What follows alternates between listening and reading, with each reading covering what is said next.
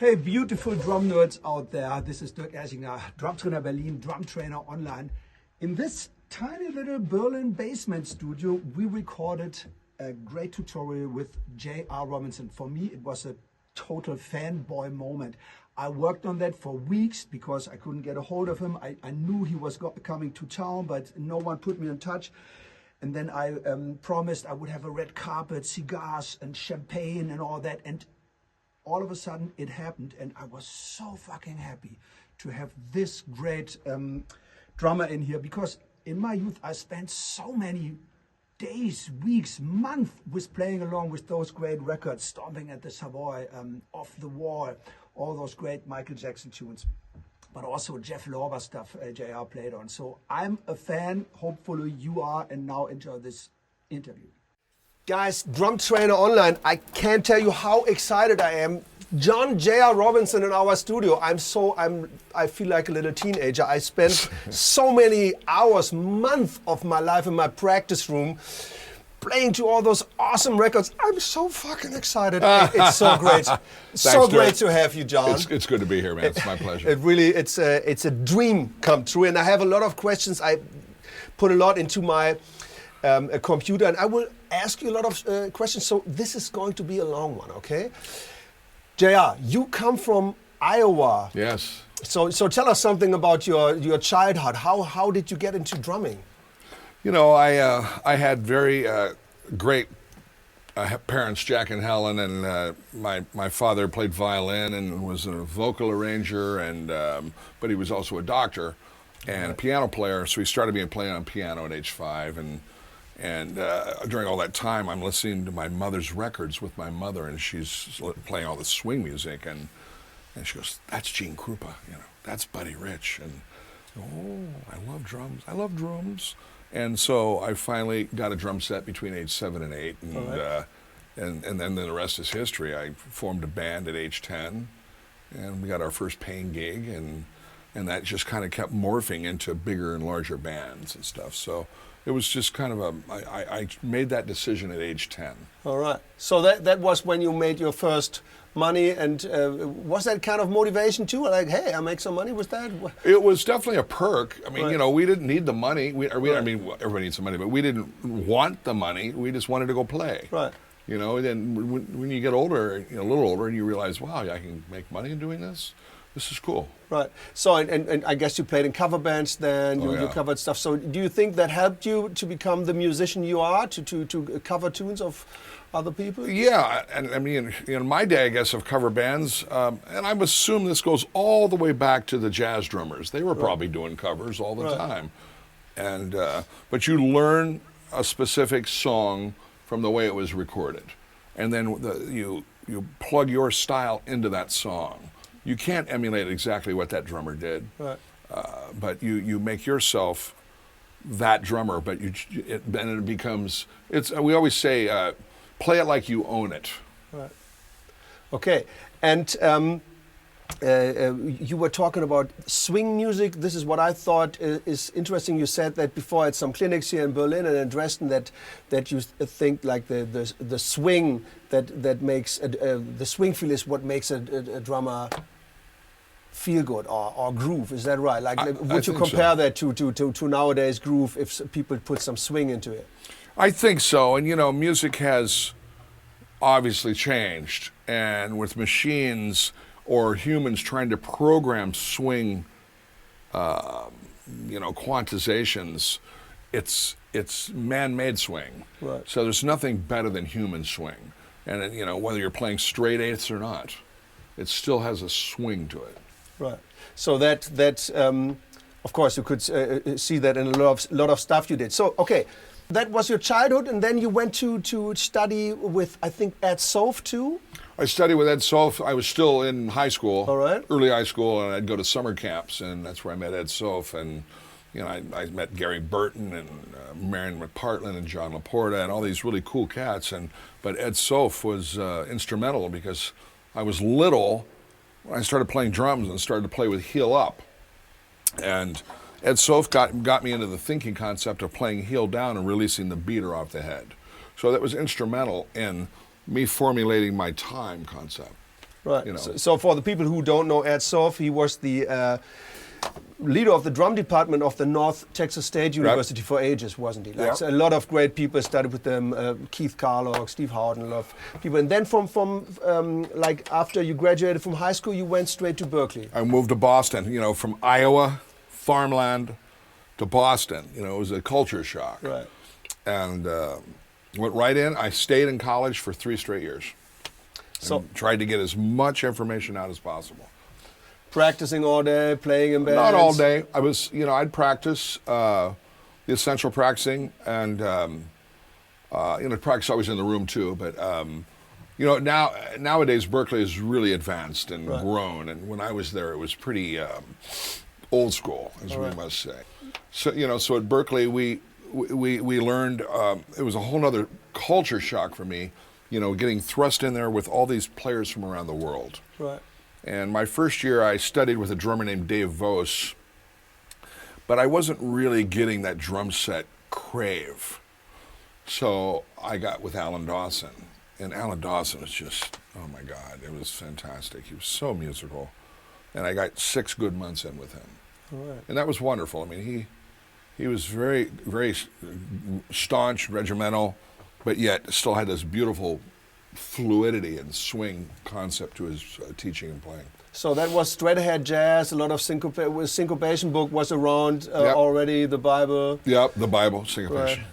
And a lot of big band stuff too. So you. Yeah, at Berkeley. Yeah, we had I was in several big bands. I was in small quintets. I had a Jazz Miles clone band called Balls, B-A-L-Z, and I don't know what happened to those guys. And I was first time I was ever in a 60-piece band. We played at some John Hancock Hall, but I had a whole bunch of rock bands, pop bands. I was in a Tower Pound band for a while, and you know, through the years of now weaning, I got out of Berkeley. I'm still working in Boston, but I'm getting frustrated, you know, like all of us are, and the whole convergence of our class. We're going to go to New York, man. New York, we got to go to New York.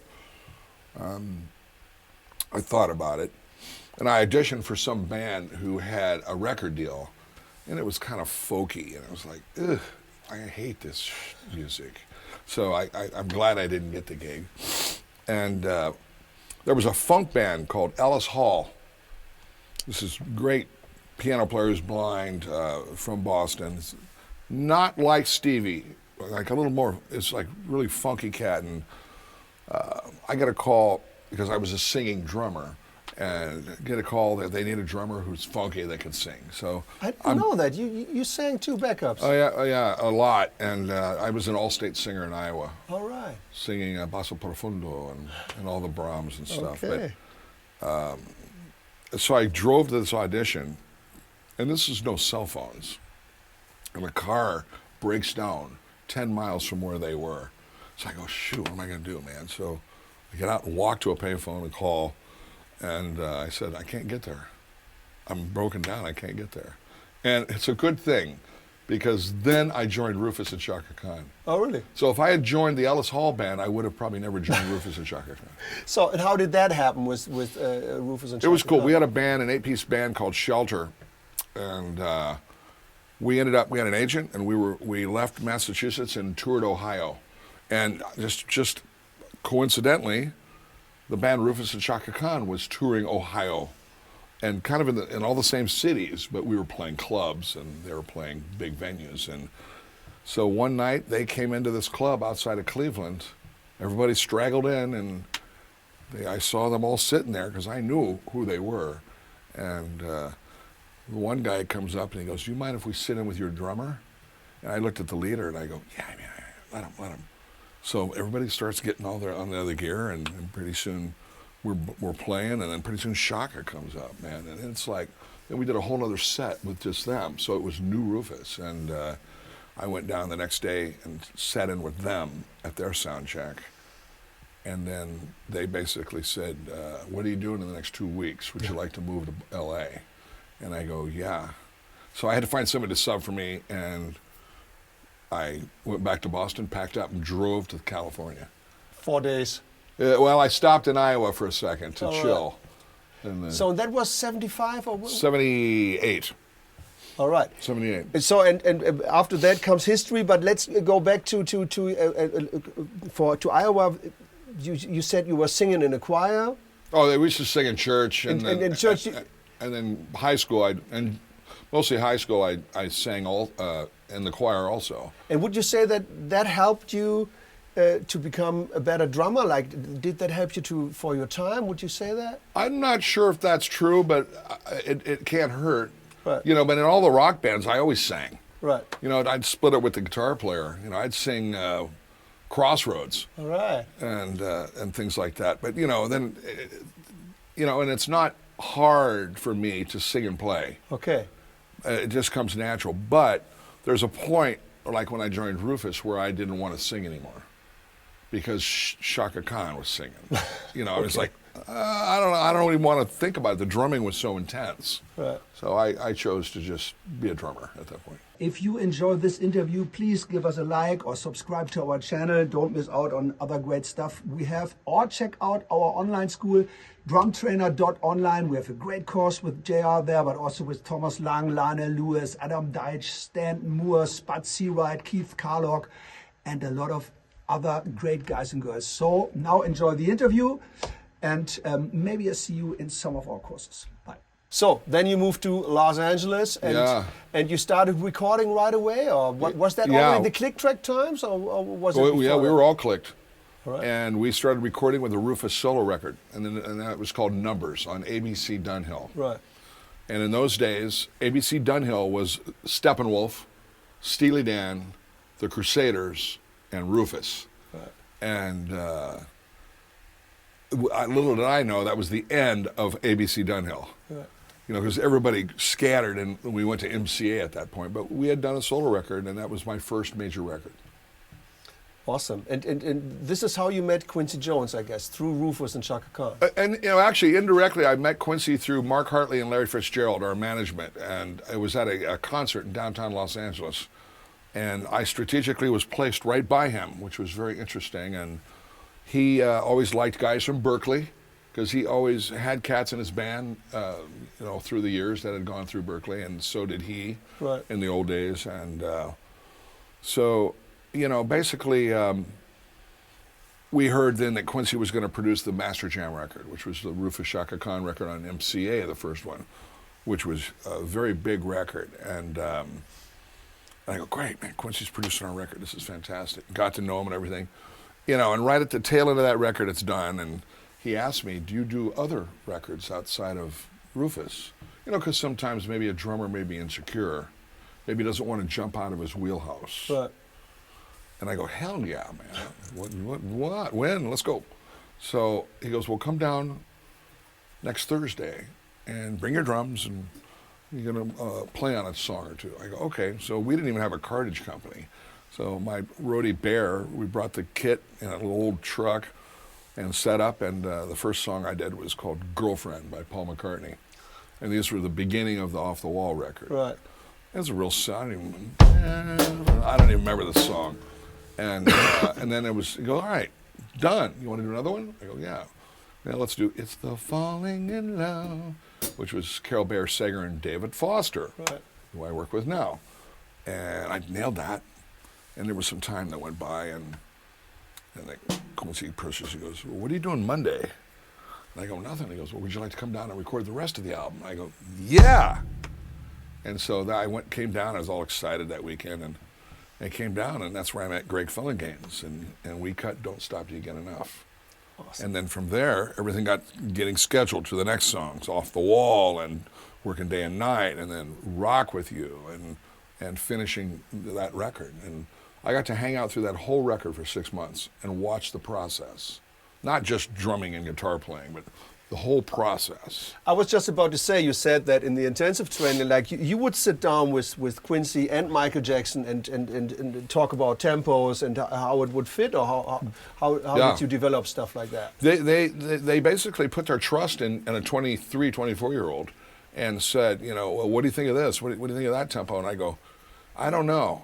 This one just feels a little slow, or this feels a little fast, or this one is perfect. And so that, you know, I'd use a 7-frame click, Uri, and I'd control the tempos before we would cut, and so there's extremely deliberation involved in figuring out. This is way pro any digital, when you think about how a song feels. But they insisted that it has to be done with a click track, right? Because they may want to edit. Of course. And this is what I read before and heard, that you seem to have a very natural ability to play with the click, because that wasn't people were not used to that back in the days, were they? No, and I'm sure. I mean, you listen to a lot of records; they move, right. And that's, I guess, that's part of the magic of that. But things changed, in the late '70s, and that's all basically from film, and. The majority of the stuff I've ever cut has been with a click track. And I became the drummer at Berkley back in, 74-ish probably. Mm-hmm. And I didn't know what a click track was. And they go, well, you're going to play this Thad Jones Mellow Lewis chart, and you're going to hear 4 clicks. I go, what's a click? Oh, it's just a digital noise, but it'll keep you in line. I go, okay, click, click, click, click, da, bop, bop, whatever. And okay, next tune.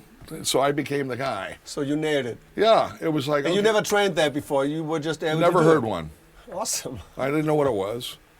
We know what time is, and this is obviously very staunch, perfect time. No variations. Right. So let's talk about Off the Wall again. I mean, epic record, one of my top 3 records. Not just for me. I think it was one of the best records, of course, of the last century. So, I'm a nerd about the fill into Rock With You, of course. Right. So it's. Could you break that down just for us, real quick? Because I think I always played it wrong. And so do a lot of people, but good. Okay. Do it from with the camera from above, please. Okay, there we are. Do you want me to do it like a smooth jazz record? Oh, yeah. No, I'm not going to do that. So, I basically used 16th notes and triplets and syncopation. And then I wanted to create a whole which allows people to go, bam. Right. So I didn't really believe in 16th notes and triplets together,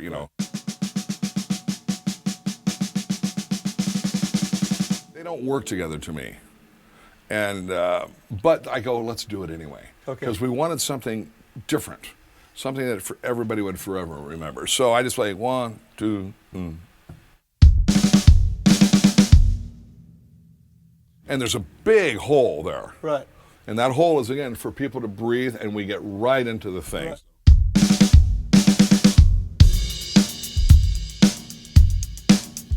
Very simple groove, but it's got it's straight 16th, slightly swung. Right. Which then that means that your bass drum has to be slightly swung on the 16th note getting into the next downbeat. All right. So, and it's a 4-stroke rough, but you started with the right hand, don't you? Because That I is always correct. thought I always told my students he must have started with a left hand. I don't think I was amazed. Yeah. And there's just one flame in the beginning. One flame. So, and of course, if you guys want to know that the transcription is on the right cymbal, isn't it? You probably see that from above, eh? Yeah. This was done by the great Johnny Douglas, who's Frank Beard's drum tech from ZZ, and he's with Bon Jovi. All right. So I wanted the transcription. We have my 2 rides. We have the transcription here on the 2002 Swish ride, and we use the same one on the Master Series Deep ride. But we made it artistic into an actual piece of vinyl. What a concept, and it's called Signature Grooves. So now, if you look at it again, there we go. I don't know if you can dial in that. Oh yeah, he's got it. Here we go. Simple enough. Awesome. And I mean, you explained the song in your tutorial here on the platform. It's just like, I always thought it was, you always played like not so much like other people would do. How came that? Did Quincy Jones tell you, or were you always like, oh, I hold myself back, I just play very simple? No, it was actually the opposite of that. But it actually happened before that 2 years. When I joined Rufus, it was, we were playing all live. There was hardly any studio work, and Billy Cobham was a huge influence in my life. Right. So there was always like always a whole bunch of really busy fills, Right. and just frantic, and tried to apply that, but I had good time. So when I got into Rufus, Bobby Watson, the bass player, said, "John, don't play that shit." He goes, "I just want you to play boom, bop, boom, bop. That's all I want you to play. Don't play any of that other stuff." I go, "Really?" I was kind of a bit disappointed, because I was like, God, we're going to go past Mahavishnu. We're going to go past them, like looking for that other planet to land on. And then I'm on this other planet, and there's a planet of funk. Right. And then I go, whoa, wait a second. You start listening to the parts that they're playing, and then you come up with some sort of a signature beat or moment, or like I said yesterday, I go, the last thing I want to hear is a drummer outside the song. Mm-hmm. I don't want to hear him stand out. Right. I mean, sure, a little thing now and then, but if I hear drums on a final mix, that I go, why am I hearing all these drums? They need to be felt. I don't care if it's heavy metal or whatever it is. They need to be felt within the scope of the song. Right. So I try to, instow that in people. So, and then when I got with Quincy, started working with Quincy, he used to go, we did a whole bunch of records in a row. We did Master Jam and Off the Wall and Ernie Watts and Patty Austin, and it just kept going and going and going. The Dude, which was God, I don't know how many, 4 or 5 Grammys he won. And we toured off The Dude with a huge band with Greg Phillinganes and Louis Johnson and Toots Thielman, and really crazy, and Jerry Hay. And we were in the Superdome in New Orleans, big arena. And it was right 20 minutes before showtime, and Quincy grabs me and brings me out on the stage, and he points up to those people. He goes, "J.R., see those people up there?" And I thought he was pointing somebody out to me that I might know. He goes, "They don't give a shit what you're playing on the hi-hat. They don't care." And then he walked away. And I'm like, huh? And then it sunk in. He didn't want any of that, He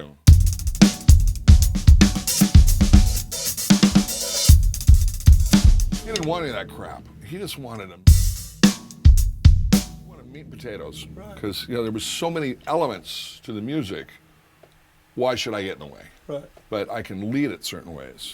So that was very interesting. Very, very interesting lesson. Interesting. And of course, all those records like Off the Wall and of course Thriller, those are of course dance floor records too. People would play it in the clubs, and they still do. So were you ever, did you ever go out and dance? Were you a dancer when I you always were younger? danced. Yeah? I always went out and danced. If I have time, I'll go out and dance if, find the right partner. Right. And go dance. Sure, I love dancing. And did you listen a lot to the old R&B music like Motown and Stax? Absolutely. And all that? Right. Listen to Motown and Stax, and ironically worked for Stax at the end. Oh, really? With Jim Stewart in Memphis, and I was a young kid. Wayne Henderson got me that gig from the Crusaders. It was very interesting. It was very interesting, and. But I also, listened to the big band. I listened to, I was obviously a very classic rock guy. I love classic rock and roll, and like John Bonham. Yeah, and even pre Bonham, there was a Little Richard stuff. Well, I wasn't really into that. Okay. I was in, 65, 6, 7, 8, and 9, and then when Zeppelin's started. So, and then I've got a really large record collection now. But a vinyl nerd, you told me. Yeah, I'm a vinyl nerd. Yeah, and they're gonna need another house one day for all my records. So it's great. And when I see you play, and I think you even said that on the Dresden Drum Festival, it looks like you're moving always when you play the drums. Is that important for you to be moving to? Yeah, and if I'm not moving, that means that I'm not either interested or something's wrong. It's really important in dance-oriented groove. R&B, rock, right. You know, I mean, if you listen to Van Halen, if you really listen to it, they're just dance grooves. Right. That's all they are with bigger guitars. Right. And awesome drummer, by the way, I have to say. Alex Van Halen. I always thought he was a great drummer. I love Alex. Right. Alex is a fellow Pisces artist. He's just a badass drummer. But yeah, it's important to move. Right. And I was trying to show that yesterday, and a lot of guys did it. Right. So the ones that don't move are the ones you got to worry about. And another thing we were talking about, let's say Rock With You again. You start the chorus is with 2 hands on the hi-hat. You play it very soft, right. What I always thought like very low volume. Right. And then in the verse you go to the 8th notes. Right. And we were talking about that some colleagues in a video back in the day said, oh, in R&B music, that's the R&B hi-hat rule. You always have to play compressed 8th notes. And I was always like, that's not true, because I was listening to stuff you did with Rufus and Chaka Khan, but also that stuff. But there's some kind of a movement between the quarter note and the 8th note sometimes, isn't it? That is correct. Yeah, I mean, whomever would say that is basically doesn't know what they're talking about. You know, so if you were, I always use this as a shank of the stick, and that's the bead. Right. And I mean, what they're saying is like that. So, I mean, sure, I can make that funky.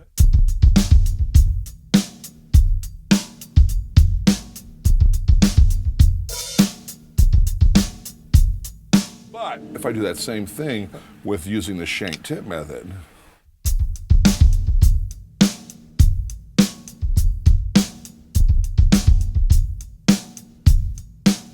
if you're working with Luther Vandross, God bless his soul. Right.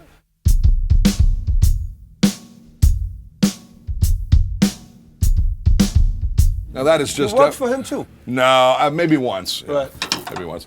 But, this becomes really sterile unless it's exactly straight like Right. that. And it depends on the music, of course. I mean, maybe in some Kool and the Gang stuff it would fit, but... Right, or Gap Band, or Right. or maybe Funkadelic. I mean, I don't... Or, Right. Parliament. Dennis tended to... I saw Dennis play do for what some I'm fun doing. stuff like that Yep, too. And that's right. And you can't say he's not grooving. He's one hell of a groover.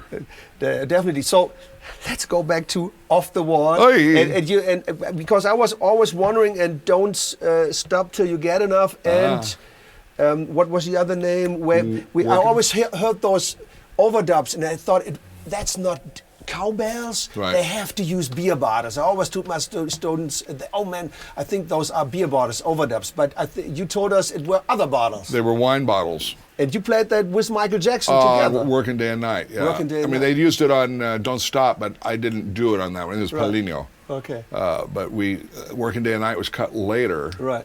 Similar concept, a lot faster groove. Right. And Michael and I would always, oh yes, let's get some wine bottles. And okay, but they didn't want Bordeaux bottles. Right. They wanted like Ripple Right. crap bottles. And so how about this one? Because they had just a little more girth. So we brought some bottles in, and that's a very interesting story. Was so the track's done, blah blah blah. We're layering it. So Bruce Swedien goes, all right, you two, get in there and do your wine bottle overdub, because we had been talking about it for weeks. And I think Bruce was already sick of us talking about it. So all right, so it sets up I think a dual pattern, maybe like that. And I'm over here, and Mike's here, and it's really ethereal. It's afternoon, and the sun's shining in, and I'm in a room with Michael Jackson playing overdubs. It's kind of cool, man. And so I'm like doing my part is like a Mozambique. Yeah. Something. I don't know if it's even that advanced. Right. And I don't know what Mike's going. Something like that. And we're doing it together, and it's really cool. And, about a third of the way through the song, my wine bottle shatters all over my arm. And I'm sweaty, and we stop, but the track keeps going. And Mike starts picking the glass out of my arm. And he goes, oh, JR. And it's really kind of weird. It's very surreal. I've got Michael Jackson picking glass out of my arm. And then Bruce pushes and goes, hey, what are you guys doing in there? I go, well, my wine bottle broke. He goes, well, get another bottle. Let's finish the overdub. You know, and so that was the end of that story. But Awesome. it was like, okay, not everybody can say Michael picked glass out of them. I'm sorry. And I heard he was a good drummer too, Michael. You know, and I never really saw him play drums. But he played overdubs, I heard a lot. Like I that. don't doubt, because the way he could dance, anybody that can dance like that can play drums. Yeah. You know. Hey, sorry to interrupt again. Just to let you know, J.R. wrote a book about his life, King of the Groove, an autobiography. Really cool book. A lot of stories in there, how he got to LA, how he played with Rufus, how he met Quincy Jones, blah, blah, blah. A great read for all drum nerds, I would say. Get it.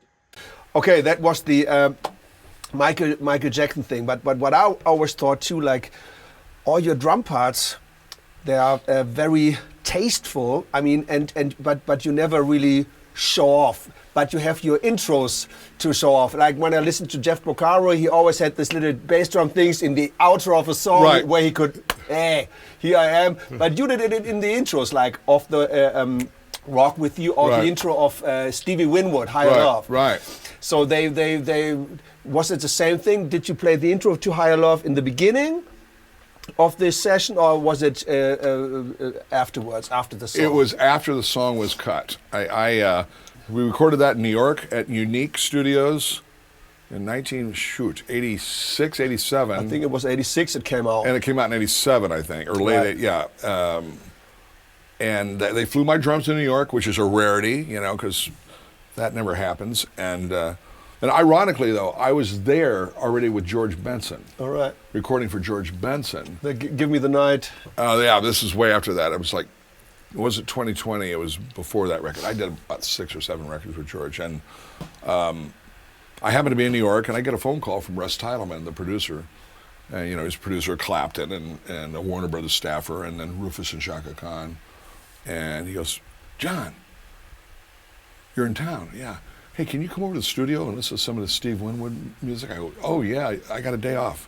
Come on over. So I go over there and listen. They sit me right in front, and they play me a track which was no overdubs of Winwood with his Fairlight, Right.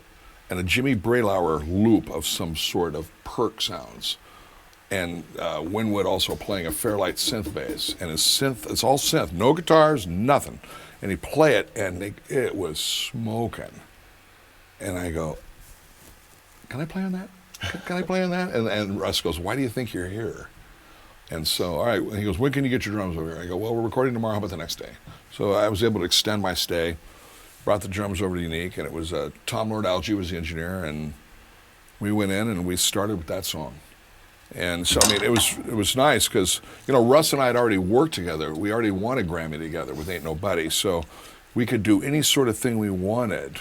So I opted to allow myself to play the hi-hats with the groove, unlike Ain't Nobody, Right. which we overdubbed the hi-hats, but it's still me playing. So it was just simple, 3. Very similar, but still got an energy to it.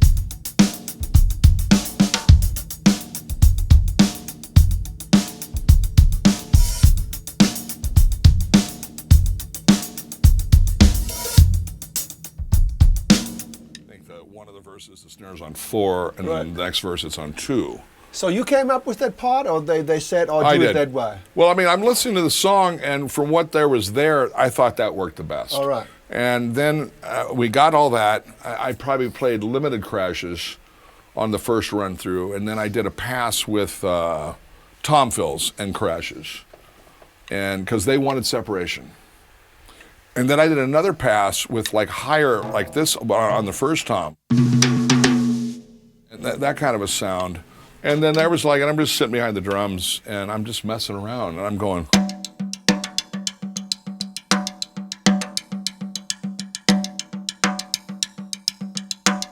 And the talkback goes down. And Steve goes, JR, do that. We'll get another track for you. So Tom, and we're on digital, and beginning of really hip digital, and Tom rolls back to me, I knew track, and I think I got 8 clicks, and so I'm just going with the track.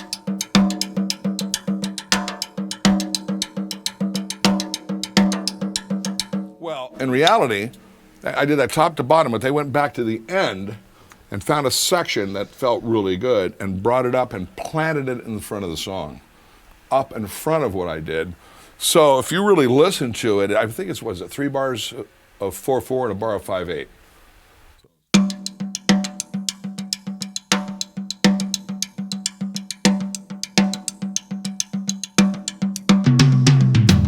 That's actually 4 bars of 4, but the way it is on the record, it's that way. And that became another famous intro, which was good for DJs to ramp up the song. Right. Awesome.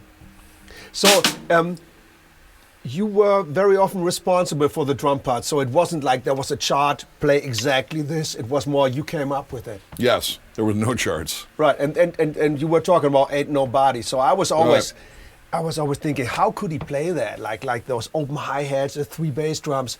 You said it wasn't, you didn't play it at the same time.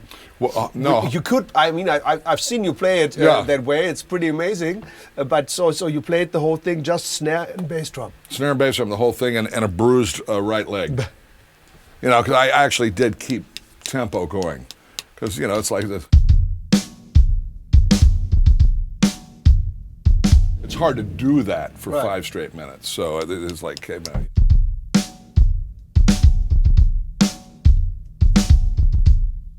Which leads me into the next question. Could we please put a camera on the bass drum? So you always play the beater out of the bass drum, so you don't... Most of the time.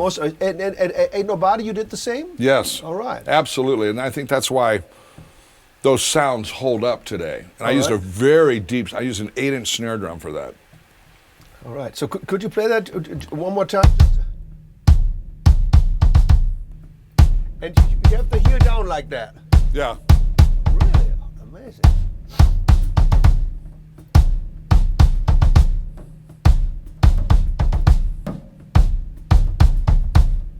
It's not always perfect. So it's a hard one.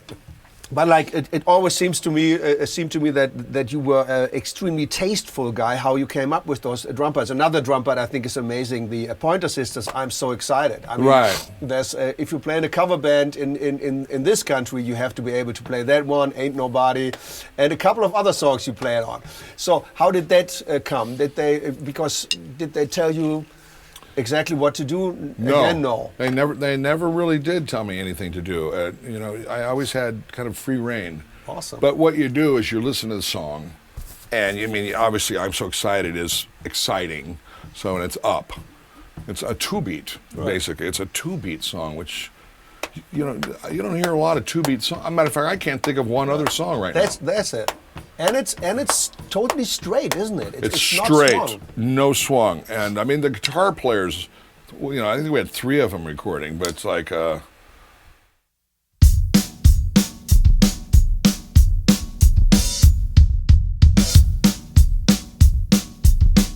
I was like thinking when I would cut that, I was like, nah, it sucks. Right. I got to be, as Quincy would use the word, ignorant. Right.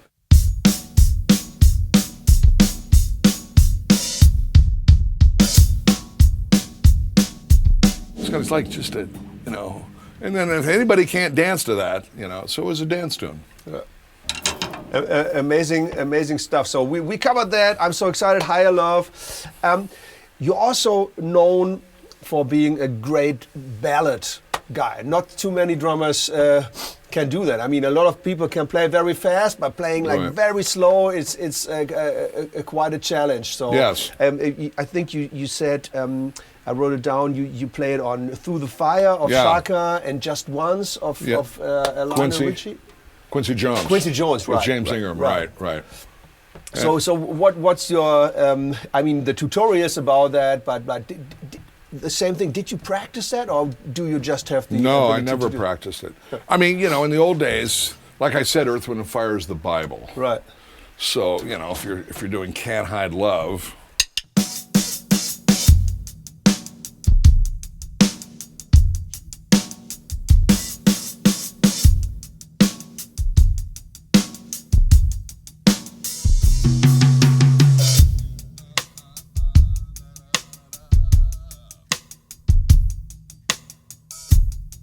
So yeah, there's this whole thing about this one bar has a lot of space in it. Right. You know, that's solid 16th notes. Right. But you know, as I demonstrate in the video, you'll see that I could break that up. But you know, on Chaka's was David Foster, and that was Nathan East and Mike Landau playing. As I say.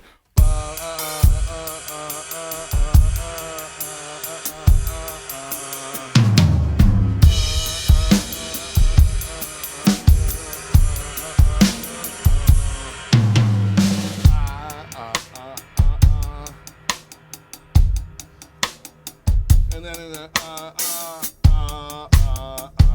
instead of me going, I just keep the groove. Right.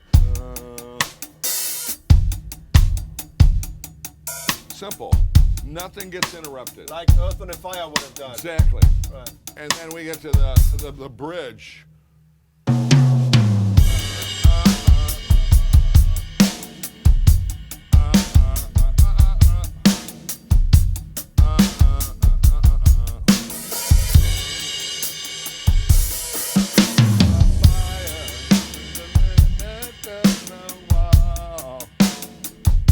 So you become very deliberate in your phrase. Right, and you seem to put in a lot of dynamics, like and I think like you control a lot with your hi-hat, like, yes. like you let it breathe, open it. I mean, it's not unlike Joe Jones 60 years ago. Right. With Joe Jones, what he did with a hi-hat as a swing artist, do the same thing as a pop artist. Right. You know. So that comes maybe from your jazz influence, like from listening to that stuff. Amazing. So, some more questions. Barbra Streisand. Was that a complicated gig, a hard cookie, or as you say, or is it? It was complicated. Yeah. It was complicated in a lot of levels outside of music. But musically, it was extremely advanced. Yeah. It was probably some of the most high-end music of all time. Right. You know, we had 5, 6 copyists on the side of the stage all the time, changing parts. Right. You know, the second viola part is not right. Boom, new chart. You know, whatever. We're transposing. Boom, everybody gets a half step lower or whatever. You know, coming in and out of genre. Right. You know, where it's like, you know,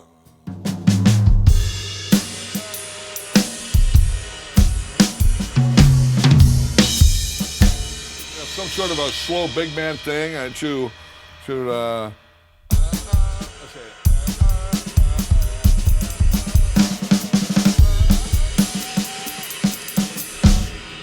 like something's coming from West Side Story, or but almost like back in the days Hollywood orchestras, like cartoon music and stuff like that. But yeah, and then what I did was, you know, being more of a rock drummer, I brought my big drums.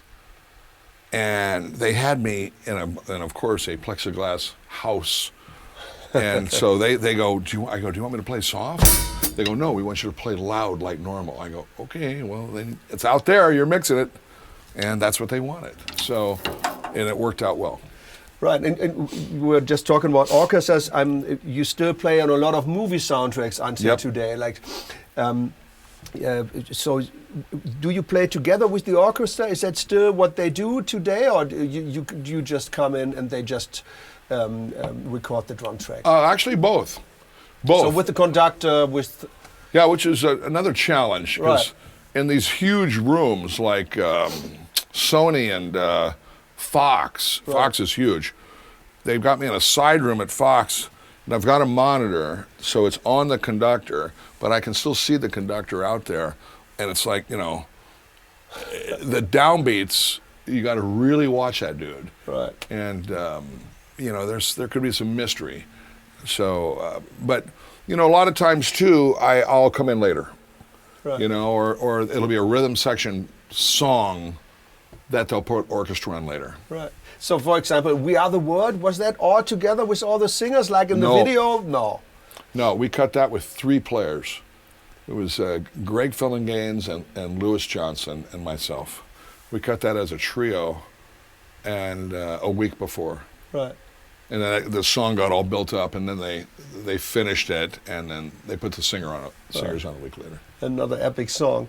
And I mean, of course, our guy in Hollywood is Hans Zimmer. You say Hans Zimmer. Hans. So, I say Hans. all right.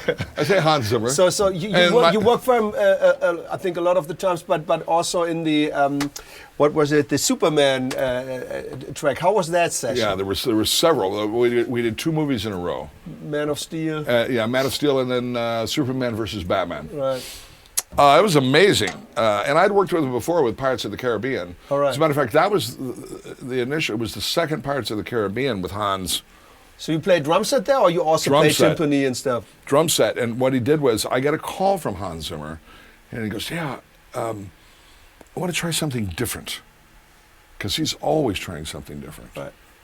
And that's what I love about that cat. He's And cool. I want to have 3 drummers. And is anybody you'd like? I go, fuck yeah, man. I want Vinny and Abe. Okay. So boom, done deal. I said, but I'd like to be in the middle.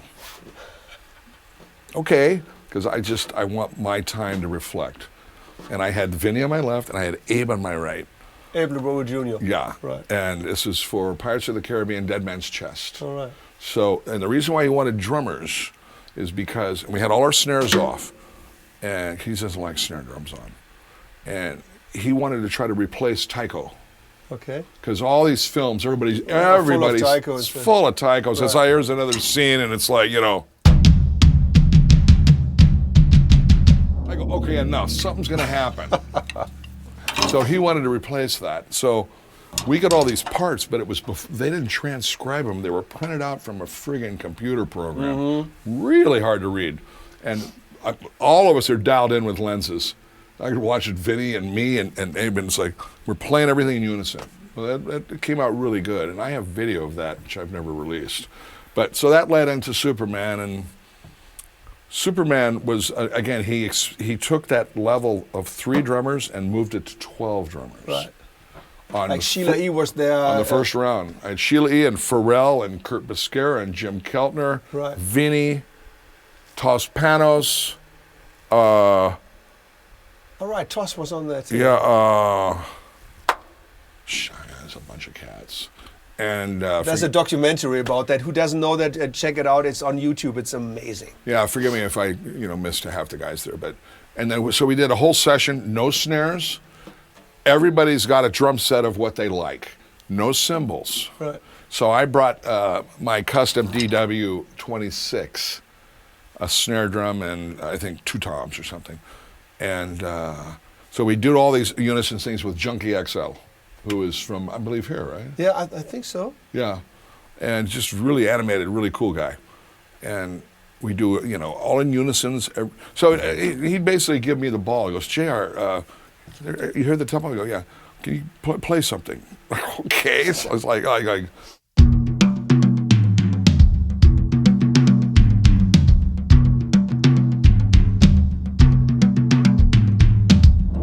everybody else, play what he's playing. 2, 3, 4. 12 cats playing that. It was great. So if I may ask, did you get any writing for that? No, I didn't get any writing. I should have gotten drummers never get writing? Drummers never get writing. Clyde Stubblefield just passed away. Let's talk about Daft Punk. There's another story. But, yeah,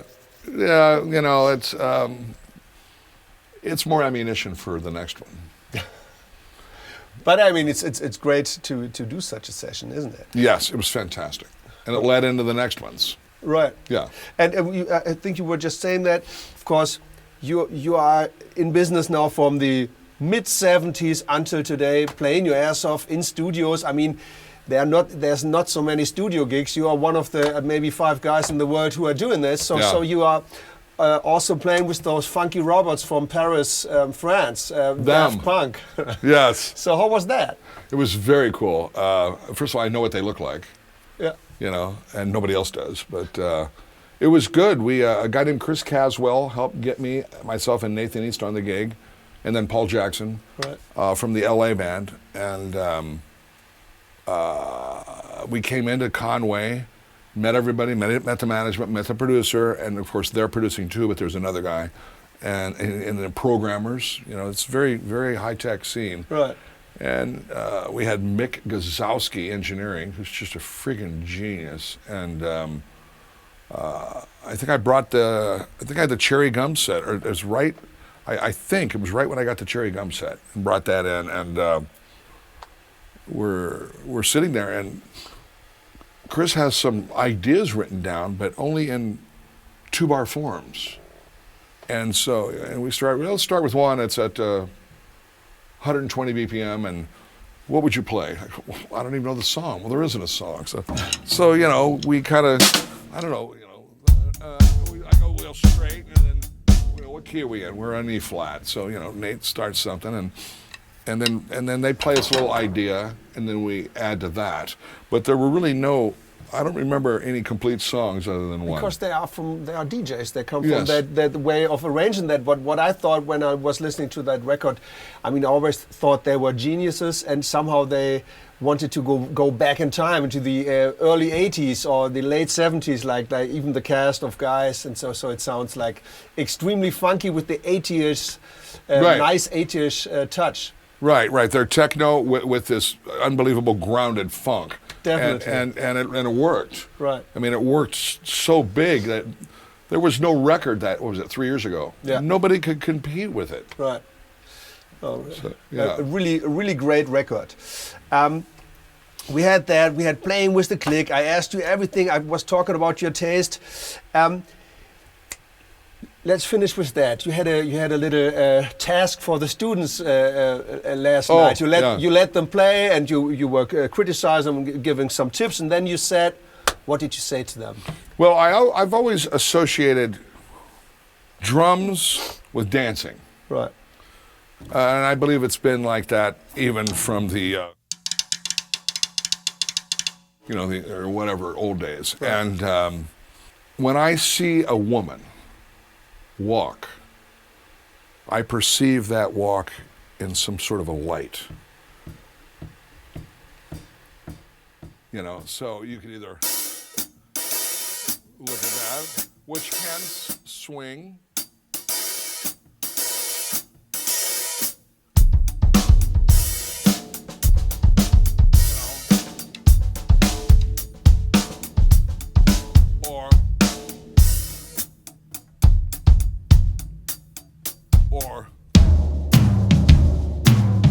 Which is really old school. So I always envision a woman when she walks, she has a certain ambiance to her rhythmically. Right.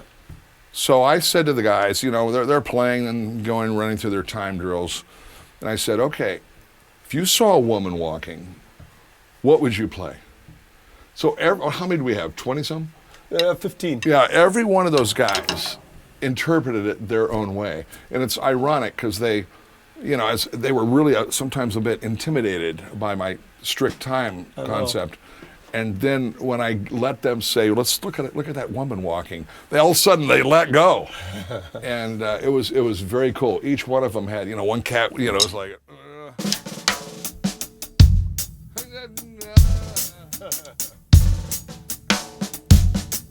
You know, and it was just really cool. Some other cats were going,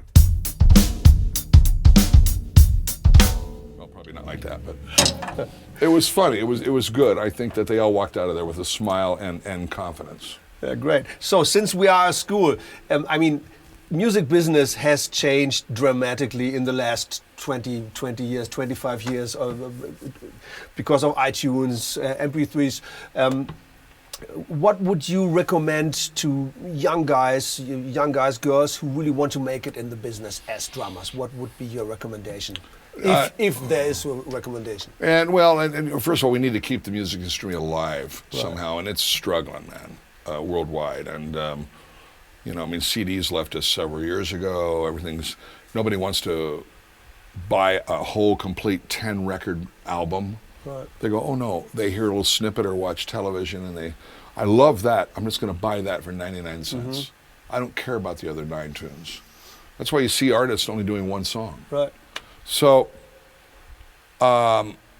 it's important for the new musicians, no more bootlegs, You know, try, and I think that may be the generation before now, and learn other instruments the best you can. You know, understand the business and the psychology of the music industry.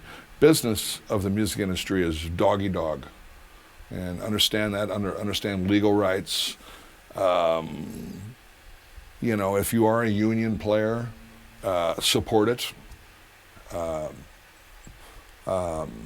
You know, you got to stay on the straight and narrow, you know, because, you know, a lot of people have this, you know, and it's another thing is that there's so many so-called musicians out there.